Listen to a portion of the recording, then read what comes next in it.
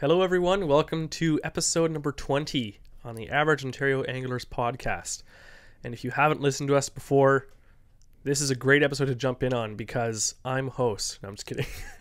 Because we are going to be featuring, it's summertime, weeds are growing, it's fishing season. What are we using? Like the plagues of Egypt, we bring forth frogs. We all just dumped that one's all cruddy and stuck. all of our frogs onto the table, and then when I put them away, I'm going to pretend that half of Andrew's are mine and put them in my box. How come all yours are beat up and mine are like pristine over here? Because I catch fish. So that is why it's a good episode to jump in, because frogs jump. 100%. Is that the interesting fishing fact, Jesse? That is the interesting fishing fact. What rating do I get? Frogs jump. That's probably going to be the first F of the show, I'm afraid. Fair. So our main topic today is obviously frog fishing. We also have an interesting fishing fact that's going to start off the episode, which Jesse will handle right now, and we're going to see if it lives up to its name of being interesting. Oh, this is interesting. So I had such a good amount of people message me and have good interaction with the loon facts a few weeks ago. It was a lot of people were like, man, it was good. That's good. very interesting. And you know what? When I prepared for that one, I realized that there was no way you could do all the interesting facts about loons in one thing. You could do a full podcast episode. Oh, so you're riding your own coattails is what you're saying. Yeah, 100%. So I thought his laurels. that we would do loon facts part 2. Is this a series? It's like every month they're like loon facts. Yeah, even part in the winter. 17. Where are the loons now? They're gone. No, but so a few weeks ago, I forget exactly how long, but a few weeks ago we learned a few loon facts, and the main ones that are memorable is loons are heavy, yes, like Michael Phelps, right? They have solid bones to help them dive, like Michael Phelps, and they can dive to depths of 200 feet. Unlike Michael Phelps, poor guy. Unless he goes in a submarine, like, oh, poor timing. Oh, we're gonna get canceled. Anyway, so I have about 5 facts, and I thought that we could just say a fact and banter about it, because some of these are pretty interesting. Okay. So the first fact, remember how last time we said loons basically can't walk on land? They suck at it. Yes. They're clumsy, but they're designed literally to be amazing swimmers. And we were both like, I've never seen a loon on land. Yeah. I never have. I've never seen one on land. You always see them in the water, but I've seen them on land sitting in like a nest that's like beside water, and they just like push themselves into water. That's the most land activity I've ever seen a loon have. Have you ever seen have you ever seen a loon fly? Yes. Okay. Yes, have you ever seen a loon take off? Don't they like run in the water? Yeah. So this is the fact. Cool. Okay.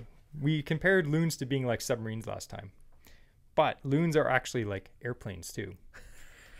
So because they're so heavy, they're chunky, they're thick. Hold on.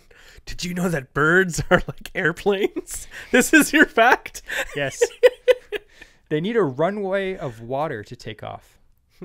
Okay. So they can't take off on land then? No.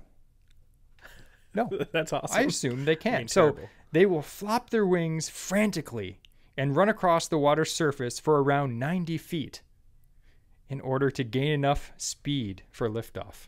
Wow. So it's oftentimes like I think of birds that do that like swans. Yeah, you like see the swans big just birds. like running across the water, flapping their wings furiously. But loons do the same thing because literally they're so heavy that they can't literally just take off. They have to run along the surface, flapping their wings just to take off. Imagine for a second you're fishing in a kayak or canoe, and all of a sudden this loon is just beelining it right towards your boat. It's like, with its red eyes looking at you. Oh, that'd be scary.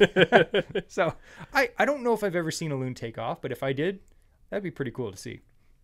Now, once they're flying, they're slow to take off, right? It takes them a while to actually get in the air. But once they're flying, what would you say that their max speed of flying is? Just guess. It's way higher than you think. 60 kilometers an hour. Double.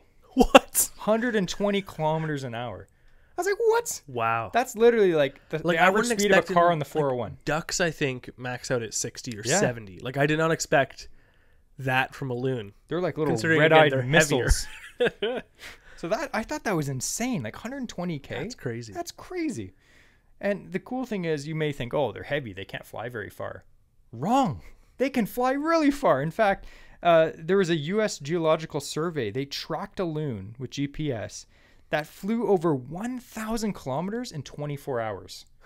Now, to put that in perspective, that's if you were a loon and you took off flapping furiously across the water in Toronto, you would land.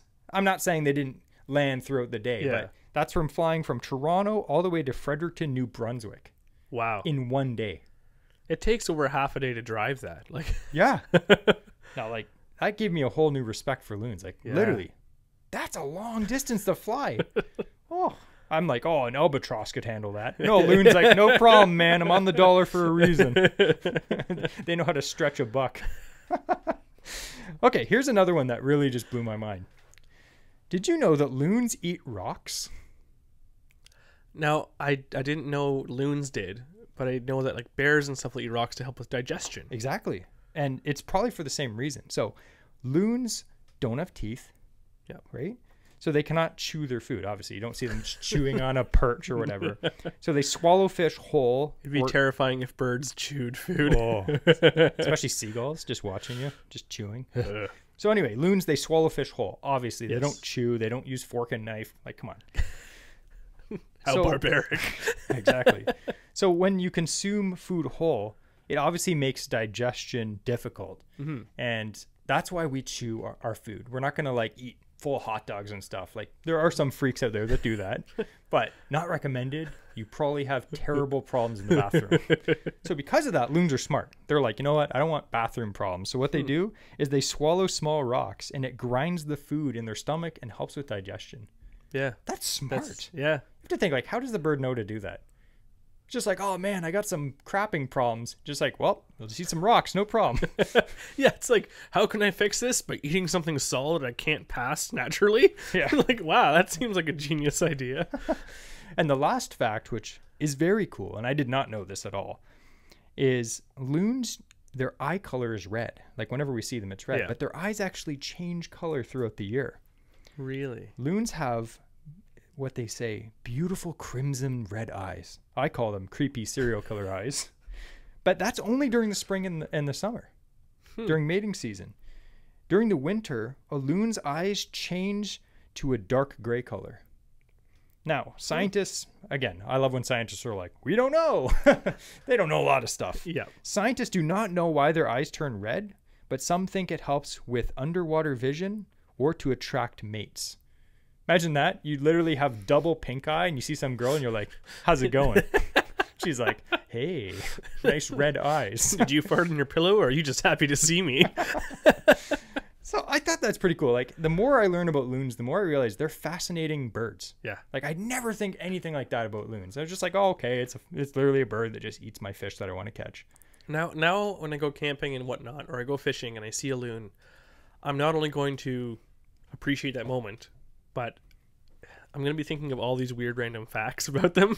I don't know if it's going to enhance the moment or to creep me out by it. I just picture Andrew just slowly canoeing and it's quiet and he sees a loon and then he just hears my voice in his head. Did you know that loons eat rocks? I'll always be there with you, man. Even when I'm not. So anyway, that was the interesting fishing fact and it was backed by popular demand.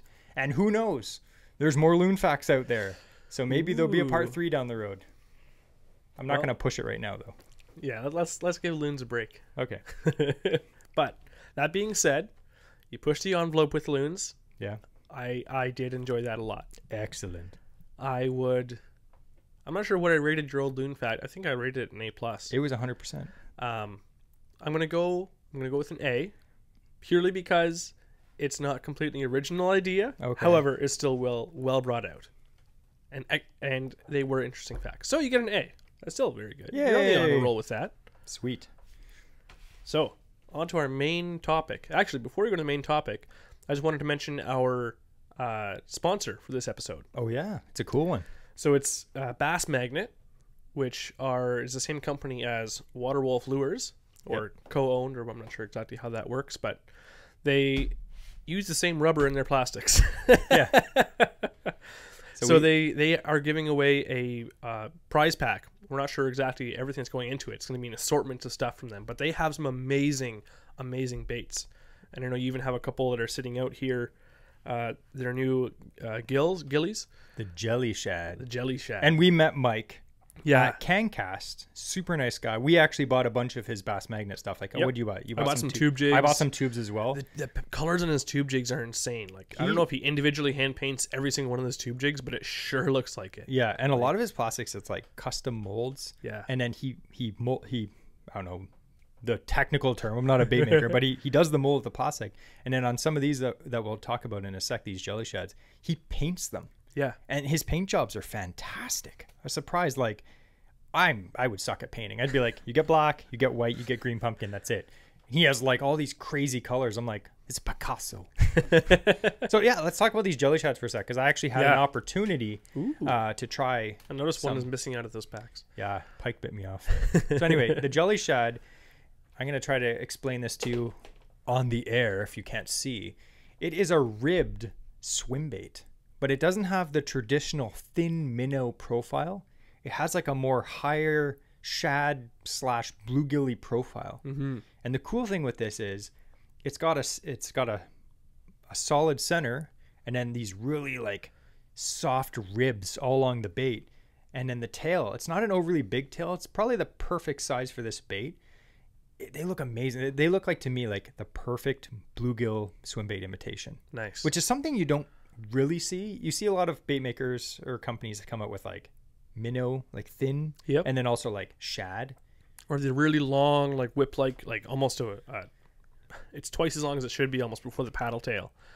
Yeah, and this color here, it's called bluegill. It's a 3.8-inch jelly shad bluegill, and it's literally, that looks like a bluegill. That looks. Like, you look at that, and I you're love like, that whoa. color. Yeah. And the cool thing about these is, as soon as I saw them in person, I was like, okay, this is a versatile bait. Yes. The first thing I did is I put it on a chatterbait. And if you listen to our chatterbait episode a few weeks ago, a few weeks ago, I was mentioning how like I don't generally like putting a paddle tail on a chatterbait, but the action on these, the paddle tail isn't overly aggressive. It works really good. In fact, I paired it up with a chatterbait last weekend. I went out fishing and I was like, oh, I want to try these. I put it on. He has this like cool color. Let's see what that one's called. Chartreuse Flash or something. Yeah. And I put it on a white and chartreuse chatterbait, and I was fishing around these weeds for bass, and this pike just came up and bit me off. I was like, oh, first cast. I was like watching this thing swim in. I was like, dang, that's a good looking trailer. And this pike came from underneath the boat and nipped me off. I was like, I was pretty mad. But yeah, his plastics are fantastic. Awesome. He makes, again, he also owns the company Water Wolf Lures, Yep. and they make fantastic baits too. But the prize pack, we don't know exactly what's in it yet, but definitely follow our Instagram. All of his stuff is great. Yeah. So whatever he throws in there, Mike's gonna look after you, 100%. Yeah. And also as a bonus, made in Ontario. Yeah. Made in Ontario. So that's cool. We'll talk a little bit more about that giveaway in a sec. But we're going to get back to the main topic, because I could talk about jelly shads forever. Peanut butter and jelly shads. So, how old do you think the hollow-bodied frog is? When was the first one made? A long time ago. If you take a guess, like what year? 40s. 40s. So He's going to be like 1861. 1895. Dang it, I was close. Like, I did not expect to see anything. So that was the first production hollow body frog. It was the Hastings weedless casting frog. And when you look at it, yeah, in the description online, it's pretty cool. It has a eyelet protruding out the nose of the hollow frog. Comes back. It has solid legs, similar to these lunker hunts here. Is this a lunker hunt? I think so. Yep.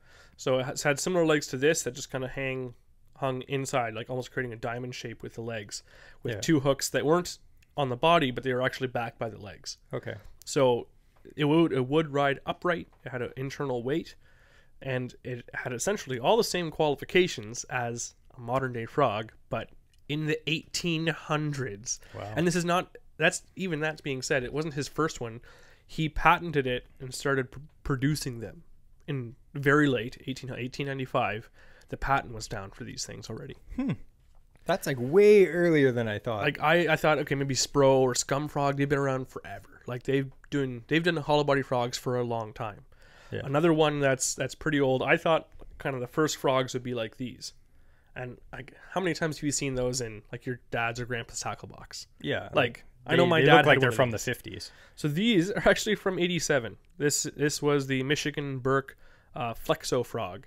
Huh. And so they are soft, but they just have an exposed hook. They float upright. They're not weedless. But I thought that was kind of going to be some of the first frog imitations. Now, there were topwater frogs that were hard baits that were around before, that predated that one even. But the first hollow-bodied frog, essentially the precursor to everyone that we love and know today, was back in 1895. That's crazy. It blew my mind when I found Wow. that out.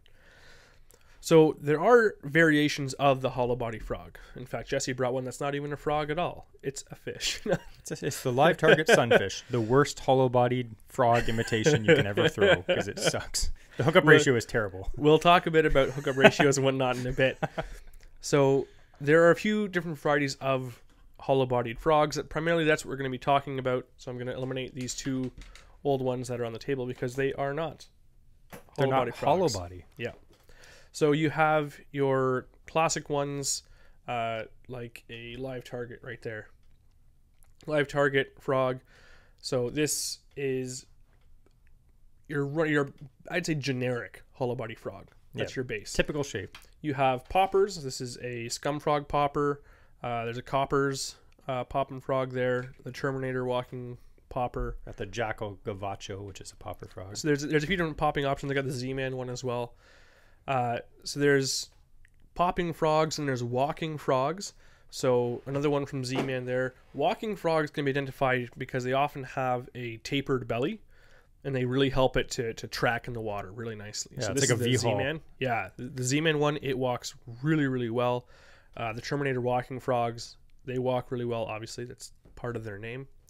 Yeah. This one that you hate walks amazingly well. The live target sunfish, it walks great. I wanted to love it so Yeah, much, but it has probably some of the worst reviews. It's not even just me. Look up reviews for that. Everyone Yeah. trashes it. So you have the walking frogs. You have frogs that are designed for heavy cover. So that's ones like the scum frog. This is a launch frog. This works really well. It does have kind of exposed hook points, which we're going to go a bit more into. But it generally sits pretty, because of the internal weight system, it generally lands right in its belly. But they do have other versions like even this popping scum frog. They're designed they have very flat bellies, and they kind of sit right on top of that cover to bring in. And then we also have things like finesse frogs. So there's this little mini one, even smaller ones that you can use on your spinning gear, like this little live lunker hunt as well, or the pocket frog. Yeah. So there are a few different options for, or criteria. There's a few different options when it comes to your hollow-bodied frogs as to what you can do, what styles you can get. And there's literally like 30 frogs on the table right now, and yeah, there's tons of options. There's lots Yeah. of options. So where do you like to fish frogs primarily?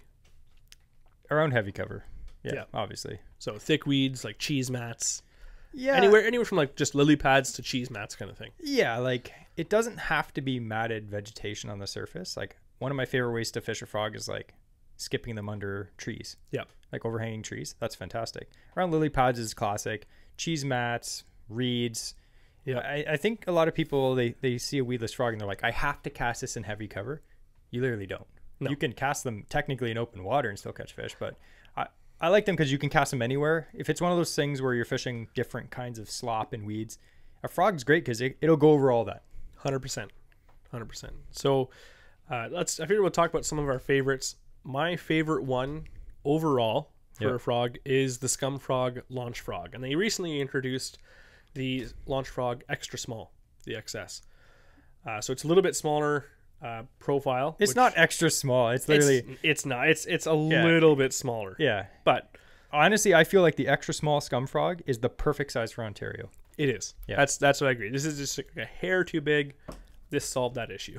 Yeah. And again, a lot of these frog companies, they are designing frogs for the southern states where the bass get huge and they fish bigger stuff. So like, not that you can't catch, big bass on big frogs here, but generally I find in Ontario, the compact size or the smaller size, you get more bites. Yes. Myself. Now that being said, again, the launch frog, I've had Like this one is getting chewed up. This is the first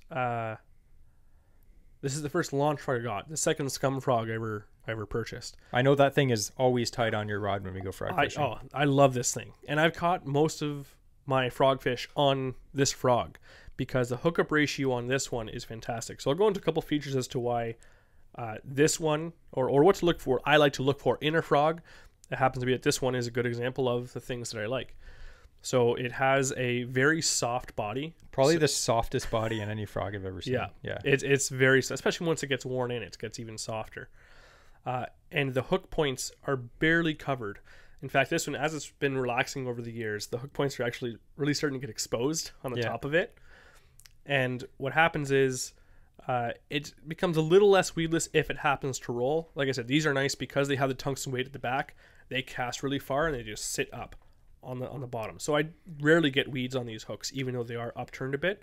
But the hookup percentage on this is one of the best I've ever had on any frog. It's got to be close to like 95%. Yeah. Like it's really good. So I am excited because these are brand new. I haven't used them yet this year, but the XS, I'm really excited to see. It's a slightly smaller hook, but they still have, again, they are upturned. The scum frog is known for always having a good hookup ratio. Even their original one I used, I had really good success with that one. Yeah. So that's a couple of the features I really like about the scum frog. And two things I look for is, or one of the biggest things I look for is, will the hookup percentage be high? Mm-hmm. Because as we talked about that fish, you had how many strikes in this? Like we were fishing the live target sunfish. Yeah. You had so many bass blow up in this thing, and you were adamant that you were going to catch one, but you fished, I'd say, almost the entire morning. You had, I think, maybe a dozen or more blow ups before you actually hooked a fish. I think I only caught 2 fish on that thing. Yeah. And it's not just me. If you look up reviews on this stupid thing, it's poorly designed. It's too hard on the back, so when the fish pushes down, the tail flips in the way of the hooks. Like it's a poor design. Yeah. It literally walks and casts a mile and fish blow up on it. You just will not hook that many. And I know there's going to be some of you that are like, what are you talking about? I catch tons of fish on these. Look at reviews online of these. Yeah. The majority of the people hate them. There are way better frogs to cast than this, believe me. Yeah. But one thing I will mention, though, is I think a lot of people think frogs imitate frogs. I think bass, a lot of times, we're probably going to get into this. Mm-hmm. They think frogs look like bluegill on the surface or bait fish. And I feel like that's why the live target sunfish is a good presentation. If the hookup ratio was better, it would be the only thing I'd throw. Yeah. But yeah, I hate that. Get that away from me. I keep it in my box just to remind me that it sucks. I'm like, oh, I should use that. No. So we'll go into some different areas where we like to fish, and then kind of we'll cover that whole scenario of fishing that frog. So we started talking about weeds. Again, when we're fishing a weedy area, like we talked about, having the hook points, making sure that they're sheltered will be good. And I'm not going to be primarily, if it's thick weeds, I'm not going to be looking for like a walking frog. Oftentimes I'll go for one that, because what'll happen in the walking frog, because it has a V shape, it'll lay on its side and it's more likely to start picking up weeds on that hook. Yeah. But the flat bottom frogs, they like to sit right on top. They'll sit nice and flat. You can pull them forward. But whenever you come into a pocket, so you're fishing, let's say this big like cheese mat or just a lot of like floating weeds, and you pop it along, what you need is a frog heavy enough, you don't want it to penetrate the weeds, but you don't want something so light when it lands in the weeds, the fish may not notice that there's something landed on the weeds above them. Yeah. It needs to make an impact. There needs to be some heft. Yeah. So again, that's why these are fantastic, because they have the tungsten weight. Again, I'm not going to go only about scum frog because that'd be extremely biased, but yeah, Andrew's a big fan. I'm a big you didn't even ask me about my favorite frog. So what's your favorite frog then? If we're fishing weeds, let's say, okay, what would be your first choice frog? Okay, so like as you mentioned, there's frogs that walk really well, that have like a V-shaped bottom, that walk really good. And then there's frogs like the scum frog that have flat bottoms that, generally speaking, they're very hard to walk. They're hard to walk. If not impossible at times. That being said, I did use, what is this, the Scum Frog Trophy Series. I got this one. Mm-hmm. It's just below the launch series. I think they're like $12 or $9 or $10. I don't know. I could get it to walk, but it was very difficult compared to other frogs. My go-to, as you can see, I've caught over 50 bass on this frog, this live target. You can tell because all the pin, it used to be white, now it's clear in certain sections. Yep. And the eyeballs are gone. The live target, just regular, I don't even know what it's called, the live target frog in white, it works good. It walks good. It's not the best walking frog, but it walks pretty good. It's not the best slop frog, but it handles slop. It's like if I could only have one frog, this frog or this design of a frog do it all. does it all. Yeah. If I'm going to fish literally just slop, I'm probably going to pick up, like Andrew said, the scum frog because it has a flat bottom and it literally just goes, it like sleds right on top of the slop. Yeah. It doesn't flip over, so the hooks don't get crap on them. And even like Andrew said, the hook points are a little bit not as, hidden as most other frogs, but since it sits flat on its belly, it doesn't matter. Yeah. It's always pointing up. So I'd have to say those two frogs, a scum frog of some kind with a flat bottom and the live target, have been great. We'll talk about more about all these other frogs. Yeah. Like we love trying different frogs, and I've tried literally 15, 20 different ones, and Yeah. I'll tell you my favorites and ones that I never buy again. So when you're fishing, we talked a little bit about how to fish it over the weeds. Of you can pull it in. Oftentimes when I'm retrieving it, I just give like a tug motion with the rod, and your frog is kind of just like popping forward, Yeah.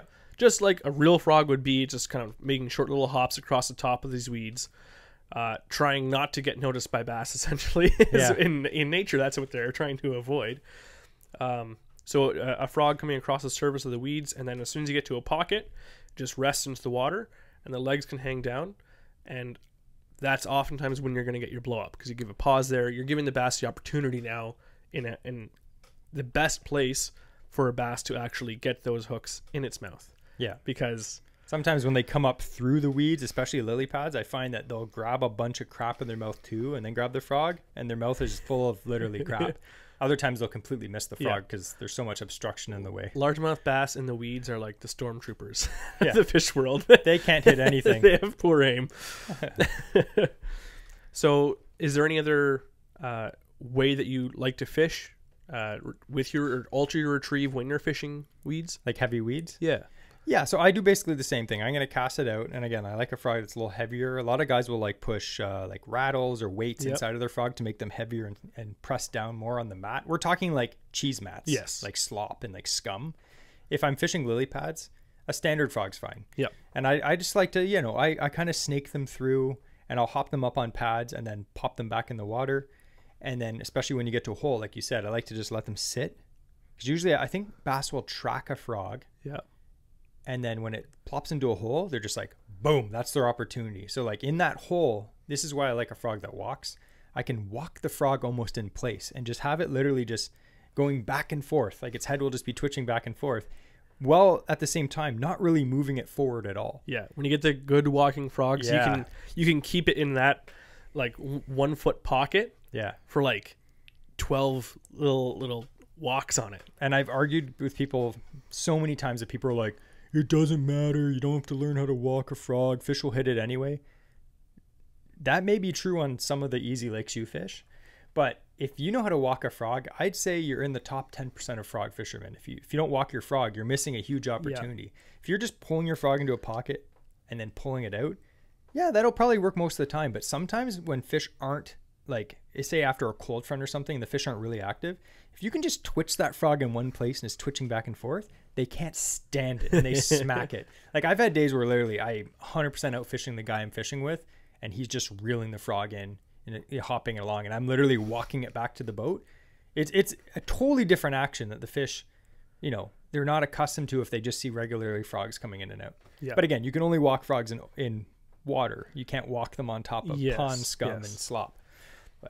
So another area, we'll just move essentially just outside of the weed bed and fishing weed lines. Okay. So one of the frogs that I like when I'm fishing weed lines is, like just said, a walking frog. So one of my favorites is the Z-Man walking frog, and it has a very good pronounced V shape on the belly, and it's a bit longer. So it is almost like those cigar-shaped walking baits. It walks really nice and easy. So I like this one a lot. So the same thing, cast, retrieve, and I'll fish it just like a spook. Just bring it back, walking it the whole way. I'll pause if it looks like a juicy spot on the edge of the weeds, but I'll just fish around those whole weed lines with something that I can give a bit more action to. And fishing weed lines is essentially fishing like the outside edge of a really long pocket. So I used to think too, and they do, that bass will track your baits underwater. We've seen that happen. Yeah. And then they'll hit it in when you have it paused in that pool because you give them the opportunity. At the same time, those little pockets, oftentimes there'll be a higher concentration of fish around there because fish are where the food are. So if there's food, there's a whole world underneath those weeds. They can be scattered about, but you have access to all the forage that's under the weeds, and then you have a pocket. That's where insects are visible. That's where frogs are going to be visible. That's where any other surface feeding food is going to be accessible to the bass, mostly in those pockets. So there oftentimes can be either a concentration, or your bigger fish can be located around those small pockets, those openings, because they have even more opportunities now to get food. Yeah, for sure. So when you're fishing a weed line, you're fishing just a big edge where they have all this cover. Now they have access to open water. They have access to anything on the surface. So the weed lines, a lot of guys, they fire right into a weed bed and start casting into the weed beds. Like, fish the outskirts first. Yeah. Fish the spot in front of the spot you want to fish. Yes. And then fish the spot. You don't want to just roll in your boat right on top of the fish. Because especially on days where it's like overcast, or maybe there's a little bit of chop on the water, those fish, they may feel safe. You have to think, like bass especially, like there's ospreys, there's loons, there's animals and predators that if the water's slick calm, they can dive in and grab a bass. And bass and all fish, they are programmed to know that from a very young age. Even bass that are like 3-4 pounds, they're not safe from an osprey. No. So when the water's slick calm, they're going to be on that weed line just inside the weeds, but they have no problem darting out to grab something. But as soon as there's a little chop on the water to break up the surface visibility, or it's cloudy or something like that, these fish venture out from the weed lines. They're still going to relate to them, but like you can catch fish a decent distance away from the actual weeds. Yeah. So don't just blast into the spot and start casting into the weeds, because like you could have just drove over, your PB bass. Another thing too is what a lot of the pros will say is they'll opt out of frog fishing if there's a northern wind, or if there's like a storm the day before, because now again, we don't really know exactly why, but it could be, if there's lightning and stuff like that, it might spook the fish. Being have low voltage, but they have that lateral line that can mess with their bodies. They'll feel the electrical charge in the water of lightning strikes on the lake, around the lake. So what'll happen is, again, the scientific reasons why, we don't know. The scientific proof of, here's examples of all these pros who say frog fishing doesn't work well after storms. There's a reason for that. Just follow their lead. So when you're fishing the weed lines, though, if it has been a couple days after a storm, the bass, they'll either stop feeding the shallows and move into deeper water when these pressure systems move in. And so they'll get out of the shallows. So they might be on their way back, or either in the deeper section of weeds that's going to be at your weed line when it drops off, or they'll be moving back into the weeds. So fishing the outskirts in is always a good idea, because the bass might be moving on their way back to that shallow water where you think they are, but they might be on their way there still. Good point. So another area would be timber. So if you're fishing, and timber is like, for me, I always think of timber as trees falling over like right on the shore. Yeah. So like laydowns. Yeah. Which I love fishing topwaters around laydowns. Yeah. It's fun because often it's a dead tree. If it's as you say, new tree, new fish. That was back in the day. Which doesn't usually apply. But oftentimes these laydowns, these trees are dead. Like, it's all just like bare branches. Yep. And it's like, it's not much cover. It's not really, there's no real shade around it, whatnot. There's not like nice leaves. It's not under a nice willow tree. But it's structure. They're relating to the structure now. It's not so much about the cover at that point. And you'd be surprised what you can't see, because you motor up to that tree and you'll have a bunch of like moss and stuff growing on it, or a bunch of like algae underwater. And it's like very alive with stuff growing on it, subsurface. Which attracts minnows, which attracts bait fish. Yeah. So again, essentially it's a different type of weed, almost greenery life, that these bass are sitting in. So you can fish it very similar to how you'd be fishing a weed bed. Yeah, and it's a lot safer than using a treble hooked topwater sometimes. 100%. I have no fear chucking a weedless frog. Me and Andrew we'll be like, whatever. It'll be like the worst, like disgusting gnarled up tree. It's like, just cast the frog right in it, and half the time you're just slowly It'll like skip trying up to, into the branches. You're like, I'll just pull it out. and then you'll cast a frog at a hit a branch and then just like spin around another branch 10 times. You're like, well, that's not coming out. Quick, make a cast before I absolutely blow this spot. Yeah. Relatable. So some of the frogs I like fishing around timber, again, I'm not a fan of the scum frog for that because it has more of an exposed hook point. It's called a scum frog, not a lay down frog. So it's really good for your weeds. However, the walking frogs, so the Terminator walking frog popping, or like that, or a popper. So either one. Popping is nice because you're fishing generally a localized spot. And like you were saying last week or a couple weeks ago about topwater fishing, is walking bait versus a popping bait. Is you like a walking bait for covering water, but for fishing a spot, you like a popper. So essentially, a tree is a pretty localized spot. So poppers are a really good opportunity there. Would you agree with that statement, oh wise one? Yeah, so like when it comes to frog fishing, if there's no slop or heavy vegetation, I'm almost always having a popping frog on. And one thing I learned about popping frogs, I never really thought of it before, is they actually walk really good.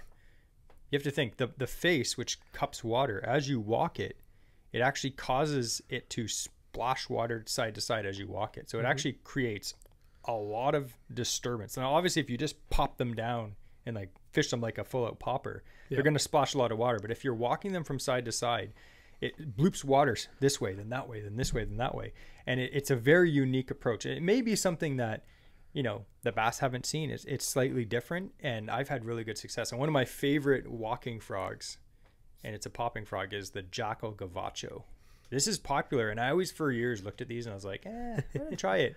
And man, they work really good. Highly recommend these frogs. But yeah, popping frog all the way. And I like to just cast it. I'll cast it right on shore. And then I'll just pull them into the water and then pop them right out. And sometimes these drop-offs, like the trees go down a drop-off. So like where the tree enters the water will be like, a foot, 2 feet of water. Yep. And then it'll be like 20 feet, like as you work it out. So like bass, they're not always relating to the bottom. Sometimes they're underneath the trees way out. So don't forget to fish all the way around the tree, even if it's in deep water, and like 20 feet of water. That tree, you look at the top of it, like think of icebergs, right? You're only seeing the top 10% of that iceberg. But with a tree, it could have been a 50-foot tree that you're seeing only 10 feet of at the top. And the majority of those branches and cover are, like you said, 30 feet out, 20 feet down. Yeah. And I've had situations where I'm casting in a situation like that, and as soon as your frog hits the water, a bass just blows up on it. And that's in like 15-20 feet of water. So obviously they're relating to the top part of the water column where the tree is at the top. They're not swimming up 20 feet in like half a second to smash a frog. Like as soon as the frog hits the water, they just blow up on it. Yeah. So yeah. And again, the fact that they're weedless and you can chuck them anywhere, it's such a stress relief. Like sometimes you'll have like a popper or walking bait on and you're like, you get to a spot that looks terrible and you're just like, it's not worth it. There's probably a fish there, but it's not worth the snag. Like, but with a frog, you're like, who cares? Just cast out. So the next one would be fishing rice or bulrushes, like spikeweed, something that's tall. A lot of the time, like we talked before about, those are great opportunities for swim jigs. Yep. Because it just like glides through, or spinner baits work really well. Chatterbaits do that stuff too. So those are all like good opportunities for subsurface, but a frog is probably the best topwater. You can cast it because again, it's weedless, and you can fish it slower than if you're using, let's say, a weedless spoon. You have to burn that in, or a buzzbait, constantly on the move. The frog is a weedless walking bait. You can still walk right through the top of that. Yep. It's fantastic for that too. And one thing that I'll add for that is another great style of bait for covering water, and they may not be hollow body frogs, is the plastic, like soft plastic frogs. Yes. Yeah. Thought we could talk about those. Like this is the True North Baits teaser toad, which is basically, if you've ever heard of the horny toad, the Zoom horny toad, it's been around forever.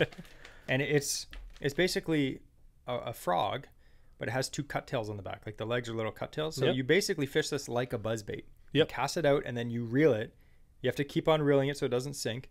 And the legs just, it's a gentle, you know, I don't even know the right word to describe it. Bubbling, yeah. Yeah. It's not aggressive like a buzzbait, but these things, they skip really good. Yes. You put this and they skip under docks, they skip under trees, they go through bulrushes, Yep. and then you constantly reel them in. So it's a great way to cover water, but extremely weedless, and they smash fish. And another one I'd just like to give a shout out to, and I haven't tried these ones yet, but we're actually going on a trip soon, is the Wham Baits Whamphibian, which is a very cool bait. I'm going to show you quick because as soon as I saw these at CanCast, I bought a pack, and then I regretted not buying more, but Andrew bought some recently. But it's a similar shape. This is extremely weedless. If you put this on an EWG, an extra wide gap hook, it has like 2 legs. They're not cut tail style like a regular horny toad. They're almost like twister tails. Yeah. But you cast this out and you reel it in, and it just has this like crazy little titillating, subtle, subtle. And I think sometimes, especially like we said, after a cold front or like a pressure system, when the fish aren't just blowing up on frogs like we want them to, something like this that's just slightly different. It's a different approach. It's sitting slightly lower in the water column and has a subtle little kick. I think that's going to be a killer. Yeah. And one thing I love to do with plastic frogs or like a rubber frogs like this is when I'm fishing it, and I'll do, again, I'll rig it weightless because generally they have enough heft. They're a big enough body bait that just a single EWG hook on it, you can cast this thing with a bait caster, no problem. And so I'll cast it out and I'll fish this like we talked before about fishing a weedless spoon, where you bring it on top of the weeds, and then when it comes to a pocket, just let it sit, and they'll start to sink. There are ones like the Z-Man goat or goat toads, and they'll actually float. A 3/0 hook. They'll float a 4 or 5/0 hook, believe me. Yeah. So they will stay on the surface if you wanted to use those for a similar application. But if you wanted to have a nice weightless plastic that's just like coming down and fluttering behind on its descent into a pocket, and then you start like pop it back out of the pocket, reel in, and just bring it across the surface again. It's very natural because frogs, they do dive 100%. So a frog like that or a horny toad, something that you can fish fairly like fast along the surface and then let it sink into the juicy spots. So when it comes to frog fishing, that's a good opportunity you can now fish a little bit of subsurface as well. And just to give a shout out to both these companies, these are both previous sponsors. And what I tell sponsors when we deal with them on our podcast is we'll take care of them for the rest of the season. So we like to, give some support to these people. The True North Baits, what is this one called? The Teaser Toad, which is like a traditional horny toad style bait. And the Wham Baits Whamphibian, both made here in Ontario. We'll leave links to both these baits in the bio. If you buy any, make sure to say AOA sent you. For sure. So another this one actually smells pretty good. Here, smell that. Oh, that does smell good. Yeah. You're truly an angler when you pick up a horrendous putrid bait, smell it and go, not bad. Everyone else like, whoa, disgusting. You're like, that'll catch. I'm like, do they make candles out of this stuff? Imagine that. Would you like the Zoom horny toad candle just burning? It's just salt. It's just like Gulp Alive, just like sizzling on the stovetop. So another area, and this is kind of general because it covers everything we just talked about. One of my favorite ways to fish a frog is when I'm trolling slowly along a shoreline and just casting into shore. So I'm hitting every type of structure there is. I'm hitting on top of a rock flat. I'm hitting docks, under trees, into trees. Yeah, into culverts. Culverts, yeah. Anything. Pontoon boats. Anything shoreline, yeah. Backs of boats. Again, not hitting the boats. I try my best not to. It happens sometimes. But, I mean, I never do that ever.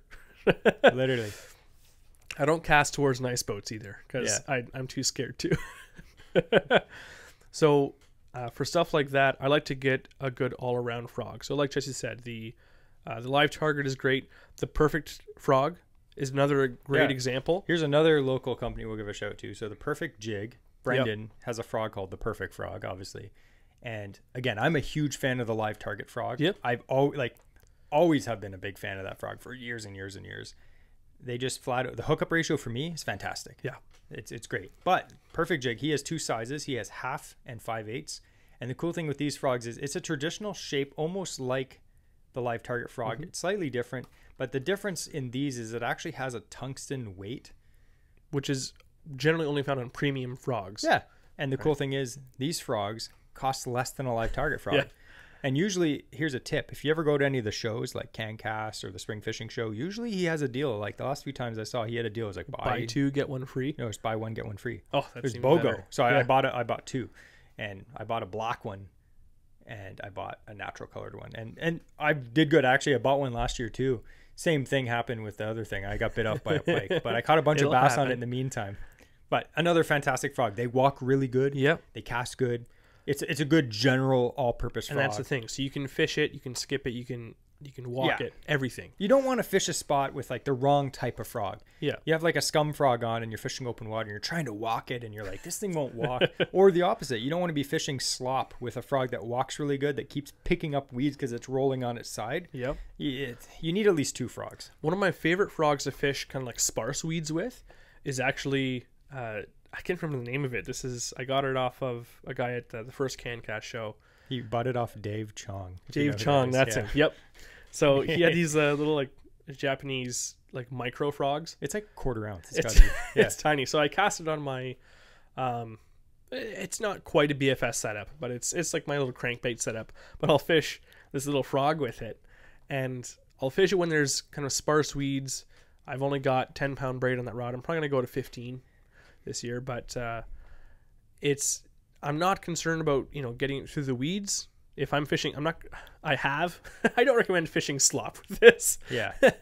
One, it's not going to present very well, but as soon as I'm fishing like a small clump of weeds, a bit of rice or something like that, a small weed bed, and it's a lot of open water around it, fishing just a nice small frog, and the amount of fish I'll catch on something like this is insane. Because bass are opportunistic. They're not going to be like, oh, that frog's smaller than the one I had yesterday, not going to touch that. Like, yeah, they're going to see something that size and just inhale it. Well, there was that day we went out and I was fishing regular sized frogs, and Andrew smoked me on that little frog because the fish, they were finicky. And that's why I hate when people are like, bass are dumb. It doesn't matter what color, what size of frog you use. It literally can sometimes. Yep. I was casting in the same spots There are days when absolutely that doesn't matter. And I had front guard advantage. He was fishing behind me with a small frog and was catching 5-1. Yeah. What I was catching. Another thing too, so on that day, the reason why I downsized my frog a lot was because they were coming up and they seemed to just be hitting the legs of our frogs. Yeah. So another trick that can be used is you can actually trim the legs of your frog, which is pretty well known across the board. But this if anyone is something that we were hearing for the first time here. We invented this. Yeah. No, that's kidding. So for an example, for anyone who can view this, or we'll describe it for you, this is the same brand. This is Z-Man. This is their popping frog. This is their walking one. They both walk really well. They have the same belly shape, but they both came with the same length skirts. This is the stock skirt. That's like 5 inches long. It's huge. It's crazy long. I cut this. It's still long. I'm probably gonna trim this even more. Yeah, but I trimmed this down. It's half of its length. And you can trim them shorter than that. Like, look at this one. Yep. People have like just tufts on it. Yeah. And one of the things that people will often do is they'll cut it with a small taper on the skirt, and they'll cut one leg like a 1/2 inch shorter than the other. Yeah. And what that does is, as it's sitting in the water, when you're trying to walk it, if you have the same amount of resistance on both sides, can sometimes be difficult to get that walking motion started. Whereas if you have one leg that's shorter, it's going to have a little bit less resistance in the water, so it's actually going to pull to that side. So you'll start that first kind of like zig a bit easier if you can give yourself an advantage, like having one leg a bit shorter, and bass don't care. Yeah. If anything, fish, we know, they look for the wounded out of a school of minnows, whatnot. So if you have a gimp frog, I don't know if we can say the word gimp online, but don't report us. Another frog that is absolutely amazing, and it's actually 2 frogs, so bass love it. I'm just kidding. This is a piece of trash. This was the dollar store. I bought it, and I have yet to catch anything on it because it casts like crap, and I'll never throw it in the water again. Yeah, it pays. that brings me to another point of, you're looking at the price point of stuff. You can get frogs, like even this. Like this is the Trash Panda from 13 Fishing. Yeah. And this one, I think regular price is what, $18? 18, 19 bucks. It's This thing overpriced. was $3. Yeah. However, which one is going to catch more fish? 100% the Trash Panda. Yeah. Now, when you look at the scum frogs, like I said, these are my favorites. These cost, They're very reasonable. I think they're like $13. Yep. Not bad. And if you get the trophy series, which is the one I I really think like, they're 11. they're like $10. Yeah, Yeah. $10.99. The Terminator walking frog, they're pricier. They're up again 18. Sometimes you get them on sale though. I got mine, I think, for like $8. They're on half price or whatever. And like we said, so the perfect jig frogs, I think they're Perfect like, Jig's a really good budget I option. think they're That'll get you $11. on everything. Yep. The live target frog, I think they're about 14 now. One of the best frogs that I've used for the money, these are $9.99, is the Booyah Pad Crasher. Yep. And for a budget frog, they walk really good. The hookup ratio is good. The hooks are good. And they're $10. Yeah. Can't recommend them enough. And then you can get super bougie, like Mega Bass makes frogs. And Yeah. they're, Oh, yeah. again, and like the Jackal Gavacho I was telling you about, those are almost $20. But like, if you like frog fishing and you like your frog to do a specific thing, buy the frog that you want. Exactly. Yeah. And don't look at all frogs and say, oh, they're all exactly the same. They all look the same. They have rubber skirts and they have a hollow body and 2 hooks coming out the back. But there's a lot of differences in how they fish. There are some that I've caught. There's one that was the Yappa frog. It's disgusting. The Yappa frog. I was really excited about that because it has a jitterbug scoop on the face that would kind of like bubble as you retrieve. And I was like, okay, that's kind of walks for you. I'm down to try that. Yeah. And I had tons of blow ups on that thing. Yeah. Never landed a single fish on that because The hook's too small. the hook's too small and that rubber face would like pop the mouth right over top of those hook points. So That being said, I've heard guys say the opposite. They're like, I Yep. smash fish on those. So I think the perfect frog, it depends on how you fish. yes. Okay. But in general, I agree with you on that frog. The hookup ratio was bad. So a couple things just as general reminders. We talked about trimming the skirts. This is kind of like general frog tips. Okay. So trimming the skirts, knowing how your frog operates when, or what it's designed to do, and what area you're fishing. We talked about that.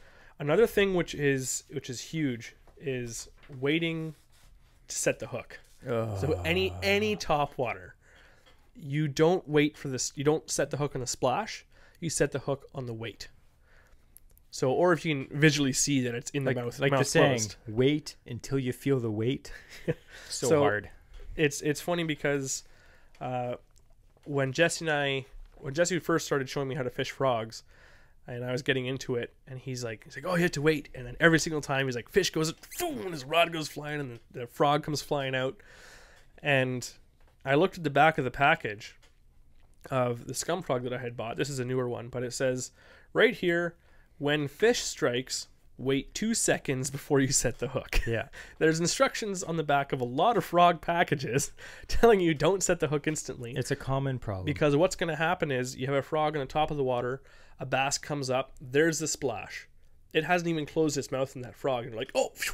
Yeah, pull it right out of his mouth. So what happens is they grab it, they land back in the water, their mouth is closed, they start swimming away.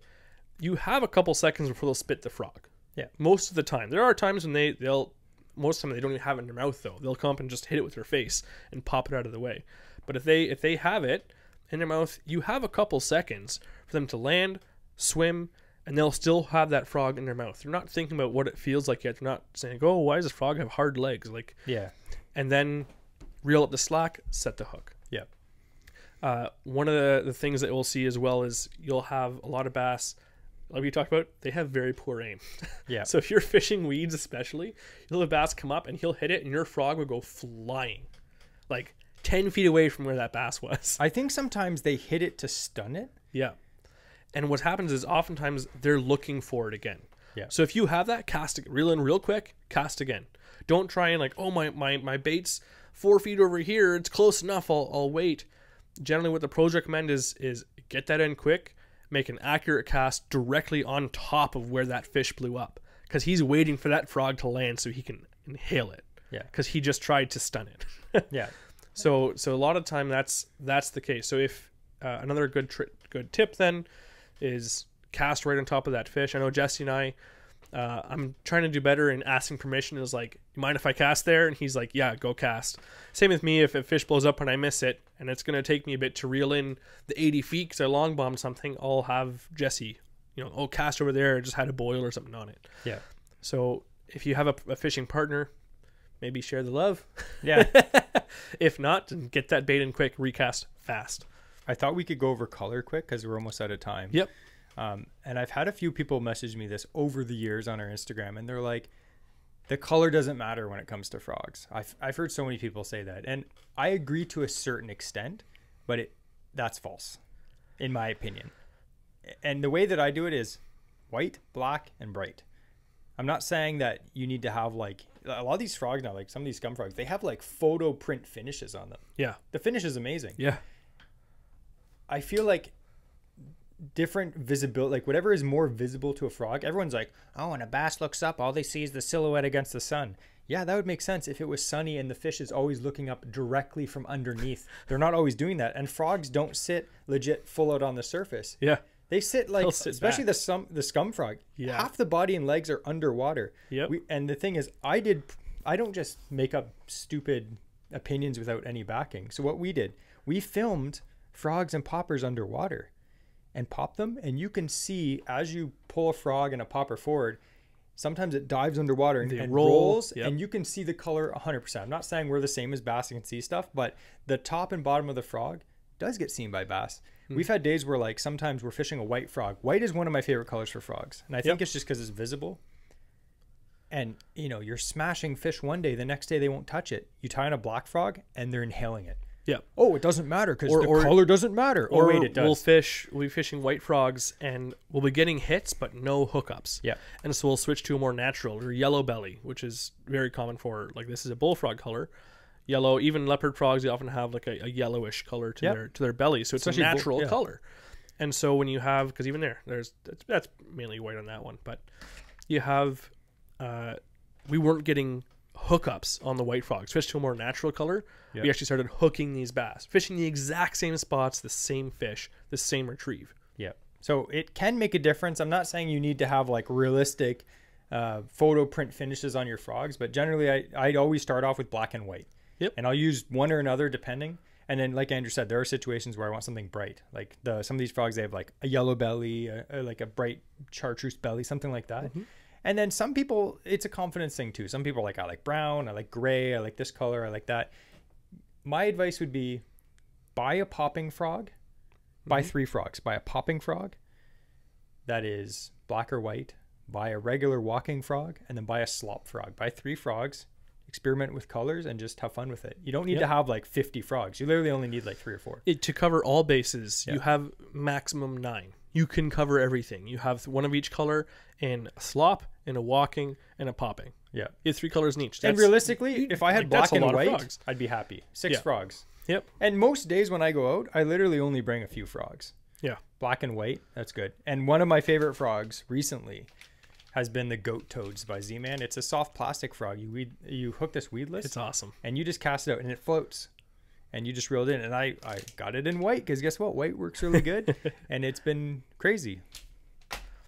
But yeah, there's so many different frogs. Like right now on the table, there's 25 frogs. And we've caught fish on almost all of these. Yep. And some, the ones that we really talked highly about, they're ones that we've caught dozens of fish on. For sure. And would you buy them again? 100%. 100%. I have. And I'm sure there's frogs in this pile too that I wouldn't buy again. And some other people probably love those frogs. So really, you have to find the frog that works well for you. Yeah.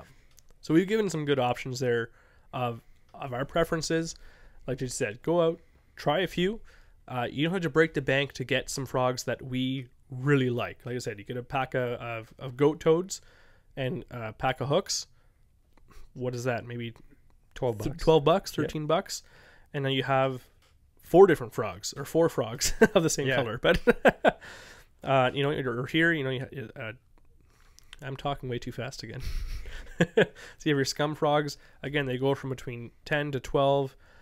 You can get into the higher end, but you can get a lot of good frogs for under $12, I would say. Oh yeah. And so you're willing to spend that much on a Rapala? Try it on a frog, and I'll tell you, you get on a frog bite. you will fall in love with a topwater strike. I know there's a lot of people who fish bass who have never fished frogs. I was one of those guys for a long time. Yeah, I was like, what? And I'm like, that doesn't make sense why frogs would work. And as soon as I tried doing it and caught my first fish in a frog, I love it. Like that's one of my favorite ways. It probably is my favorite way to catch largemouth bass is frog fishing. Yep. So 100%, that's something we wholeheartedly encourage you to try. The last, very quickly, Jesse has a combo because we always get asked, what would you recommend to use? So this is Jesse's new frog setup. Well, the rod's new. I got it. Well, it's not new. I got it last year. So anyway, generally speaking, there are tons of different rods you could use frogs for, but generally speaking, in Ontario, I'm not talking in Okeechobee in Florida. Yep. You're going to want at least a medium heavy rod. And that's around sparse cover. If you're fishing lily pads, you're going to want a heavy. Yes. Some guys use an extra heavy.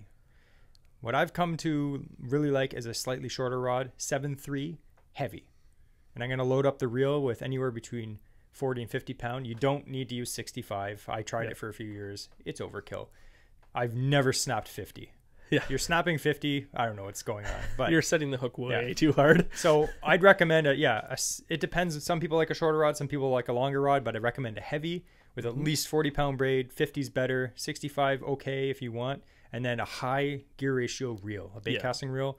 This is a Corrado XG, which is like the 8.5-to-1 reel, and it pulls up almost like 40 inches of line. It's insane. And I've also had my last frog reel, which I still have. It was the Abu Garcia Rocket, or the SX Rocket, which is a 9.1-to-1, and literally the advantage of that is you can fire to a hole. Say you get a blow up and it misses, you can reel in really fast and cast back before the bass loses interest. You can cover water so much faster. You don't need a high speed reel like that, but I'd recommend at least a 7.1-to-1. Yeah, you're not going to want a slow reel, especially when you're just covering water casting. And frogs. Especially too, if you are fishing heavy cover and you hook a bass, one of the best ways to retrieve it, you have a heavy action rod.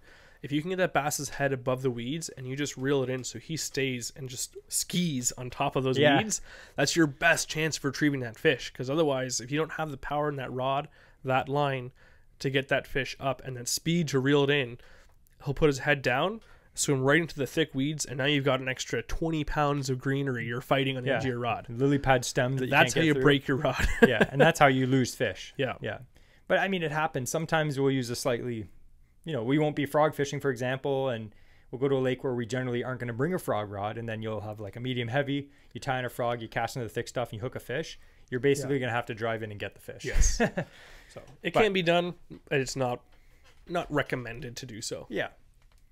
So another quick reference again to our sponsor for the episode. Again, Bass Magnet. It's going to be a good mix on the prize pack that he's going to send out to the fortunate winner. And I'm hoping that I'm almost positive it's going to be these jelly shads. They're really nice. We're not even just saying that. You could, like I said, versatility wise, really good chatterbait trailer. I'm excited to use it on a chatterbait for sure. He also makes his own custom jig heads for these with weed guards on them. So you can use it as a weed guard, or as a jig with a weed guard, as a chatterbait trailer. One way that I was thinking of fishing this is just Texas rig sideways. Yep. Almost like one of those weird gill baits. Me, I'm going to try and hook it weightless and flip it under docks. Yeah. Try and slow retrieve with it or something. It's one of those baits that you're like, it's versatile. You can use it for tons of things. There's all these little baits that you have in your tackle box that it's like, oh, it only does this, it only does that. Yeah. I'm trying to get away from that. I want baits that can do lots of things, and this is one of those baits. Yep. And it's made in Ontario. So anyway, we'd like to thank Mike again for being the sponsor of this episode. And I know he's going to be listening to this. So, hey, Mike, thanks again. So we thank you for everyone for listening again. We actually just, at date of recording, we passed 15,000 downloads on, not including our YouTube views. Yeah. So that's just from, and that was 2 weeks ago. Podcast. That was 2 weeks ago if you're listening to that today. Yeah. So that's absolutely amazing that we're getting this kind of return on what we're putting into the show. We love that people are appreciating it. If you have the opportunity, please, if you're not doing so already, subscribe, follow us, leave a rating, leave a review on whatever you're listening to us on. And if you feel the desire to support us in another way, we do have a Patreon. That's what it's called. We have a Patreon, which Jesse has linked below as well, if you would like to give us some support in that way as well. But the best thing you can do is, I know every podcaster always says the best thing you can do is just listen to us, but it's true. We love getting seeing the reach that we get with the people who are enjoying this podcast. So thank you very much for that. And another thing you can do is support our sponsors, not only the ones from this week, but the ones that we've had in the past. And when you do purchase something from them, really generally we're mostly paired up with Ontario-based companies. Yep. Let them know that we sent you. And For that sure. you thought of us when you were typing in your credit card number and putting an order in. So we appreciate that. And I'm sure all these small businesses too in Ontario appreciate it too. We actually just had a quick example. One of our previous sponsors sent me a screenshot of all the sales he got. And I'm hoping some of them were from our podcast because he got all these sales the week that he was sponsored on the podcast. So that made me feel really good because I'm like, okay, he did really good last week. Yeah. So that made me feel good. And you know, when you buy their baits, you're not just making yourself feel good, but you also get baits. So anyway, thanks again for that. Fantastic. So again, thank you very much for listening. Hope you have a great rest of whatever you're doing, whether it's driving, reading a book, and multitasking. You're also listening to a podcast like a savage. But just remember, I'm going to leave this last word for you. Loons are like airplanes. And Michael Phelps.